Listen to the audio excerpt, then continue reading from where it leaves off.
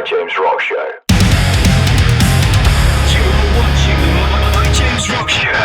Right, it's Dan from the My James Rock Show, returning interviewees here from the Ghost Inside. How are you guys doing? Fantastic. We're stoked to be here. Yeah, doing good, man. Doing good. Managed to get you guys sat down at Slam Dunks. I understand you've been walking around a lot, and it's very warm.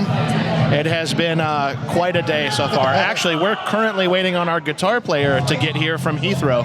You're kidding? Yeah. So we'll see how that goes. We play in, 2 hours, so... I mean, helicopter maybe, get him to land in the middle of the festival? If that's what it takes. We're going to make it happen one way or another, so we'll be fine. It's just a little stressful today. In that case, I'm not going to ask at this stage whether you're looking forward to the show later, because you're probably a bit anxious about it right now. A little anxious, yeah. So, the one thing I do want to chat to you guys about, though, is Searching for Solace. Because I haven't stopped playing it. I don't want to be a creepy fanboy. No, I love that you love it. That's what we want. You guys are gone for a bit of a style change, if you don't mind me saying. And, boy, you can sing.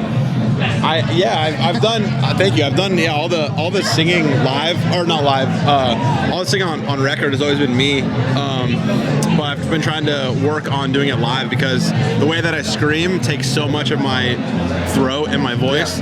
So being able to switch back and forth, it's really hard. Like, shout out to anybody who can sing and scream at the same time, because that's hard work. Yeah. So I've been working on getting there. But as far as writing stuff, we went in all these sessions of just writing and working on the record with no reservations. We were like, we remember what it was like to almost lose the band and not be able to do this again. So there's no point for us to sell it short and not give it 110%. At the end of the day, if we love the songs and we like playing the songs and we want to hear the songs, that was what's most important to us. I mean, also with the drumming time patterns on this new album, it feels like you've gone into a bit of a different arena with some of the effects used on the drums. There's a lot of syncopated stuff, if you don't mind me saying.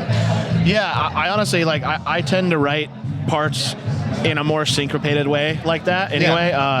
That's just how I've always written, and it shines through a lot more on this record than past records. And it feels good. It was my favorite record to make, I think, really? Of all of them so far that I've been a part of. My first record in the band was Get What You Give, so I've been this is my fourth record with Ghost Inside, and it's definitely been my personal favorite process. We got to track the record at my house in Las Vegas, which was super comfortable, and everyone was hanging out and we were grilling out, and just it was good vibes, good energy, and yeah, it was amazing. And we're really proud of this record and how it turned out, and seeing the response from people, it's been overwhelmingly positive. It's just very gratifying. Because I know a lot went into this record, because I was chatting to your PR just before started, and he said that it might be worth bringing up Cityscapes, because that's a particularly sort of poignant track on the whole record. Do you mind me talking about that when we do a set? Sure, yeah. Cityscapes, I think initially when we wrote it musically, it was going to be like an interlude kind of situation, and then Andrew was humming like a melody. Like, he came up with a melody and he was kind of just singing it, and we decided to explore more about how it went. And then he was kind of just saying nonsense, gibberish words, and one of the words that stood out was the word cityscapes, and I was like, and it instantly transported me back to like how the music went, and how all that, it transported me back to the time when I was in Australia, and I had just been told my father passed away, and I remember looking out at the Brisbane skyline just in tears, and that's kind of the emotion that it evoked when I was doing it or hearing it. So I was like, let's explore this path, because we have a song, White Light, a few records back, that's about my brother passing. So I knew how important that song was to people, and I was like, this is cathartic for me to be able to get out on paper and like get out in the world. Like, I know it's going to be the same way for other people, and we've had so many people reach out and say that that's their favorite song we've ever done, and like for that same reason, like because it's so important to them, because if they lost their father, or they lost their uncle or brother or sister or whatever, like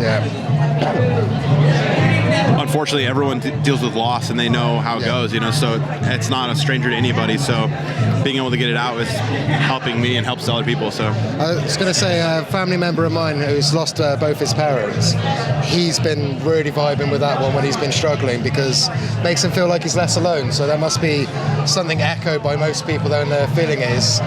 We do feel like sorrow is quite a lonely thing until guys like you put out music out there, and it does help to be people to feel less alone. Oh, absolutely. Yeah, and that song, I mean, that song along with others on the record, like, that one specifically just ended up, like Vigil was saying, it just wrote itself. Like, we started with the instrumental, then we started with that melody, and then the word made him feel the emotion, and it just turned, it had no intention of being a song about Vigil's father, and then it ended up obviously needing to be that song. And it just made itself apparent, which is part of the music studio magic that we experience when doing this. And it's cool too, because the theme of the record, the title of the record, wrote itself as well. We didn't know, we're like, what do we call it even? We had the whole record done, we knew the order of it, we didn't know what to call it, and then we listened back, we all went to Vigil's house and we were listening to it, and we're like, the record kind of goes like up and down a lot. It's like really heavy and pissed, and then it's like super sad, and then it's like triumphant, uplifting, like classic, and then it knocks you all over the place. And that's where we came up with the theme for searching for happiness, but it's about the journey, not the destination. And again, the theme like wrote itself. It just presented itself for us. It's really cool how it turned out.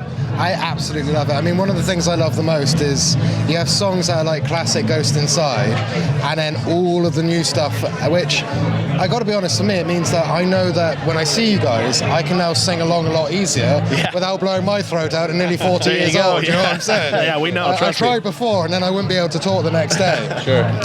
Look, your PRs are waiting, and I don't want to keep you guys because I've watched how busy you are, trying to hit up everybody in the press area like normal. I just want to say thanks for taking a couple of minutes to chat about the new album. Yeah, thanks for having us again. Worries. yeah, thank you, man. Welcome to the My James Rock Show.